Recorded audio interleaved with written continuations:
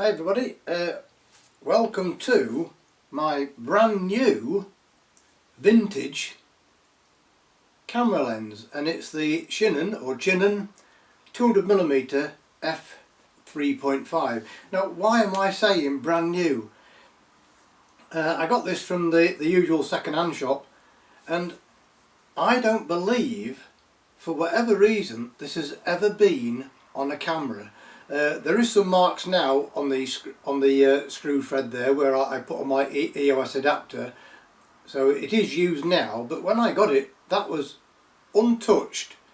And this lens, I don't think it has ever been on a camera. It looks absolutely brand spanking new. Just everything about it, the engraving, the smoothness of the focuser. There is not a internal or external mark to be seen, and for whatever reason I honestly don't believe it has ever been on the camera. Even the aperture clicks here, so ridiculously smooth.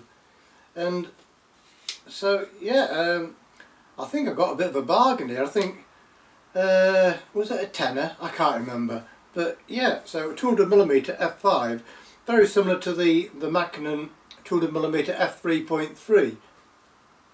And so what is it like to use? Well, obviously handling wise it feels a very solid lens, but when it comes to taking some images, I don't know if it was, before we get onto the images, there is a little manual and auto adjustment here, but obviously for the aperture, with it being converted onto my Canon, you always have it on manual anyway, and I found that you need to do that before putting it on the camera, because you simply could not get your fingers round to move that when it's on the camera. And yes, that does move like new. And so I don't know if it was the lighting conditions, maybe whatever I was taking photographs of, but I was taking the pictures and then looking on the camera straight away and being a little disappointed, and you find that but then maybe another day, different lighting conditions, I will eat my words. But especially the greens, as you'll find from these images, you probably tell which one was straight out the camera and the other one where I upped the saturation a little bit. And so with you will need to work at it a bit with processing afterwards to get the colours to just jump out at you a bit. But hey, this is a vintage lens with vintage lens coating, so yeah, let's not be too harsh on it. And obviously you can get some cracking black and white photographs with this. So yeah, close focus, it's not great, but so you will need to get your focus absolutely spot on if you go into a crop. And I did take most of these shots were taken around about f5.6, f8, but I did take one wide open at f3.5 just to give you an idea of that shallow depth of field you can get, and the sort of quality results you'll get. Obviously all of these images, they are sharpened up after in processing. So I did notice some quite significant chromatic aberration, especially here when I'm cropping in on this pigeon's head. You can just see the purple colour fringing around the top of its head, but that's just down to lighting conditions. Other shots it hardly showed, and you can get some really amazing results. And another shot of another bird, you can hardly see any colour fringing at all.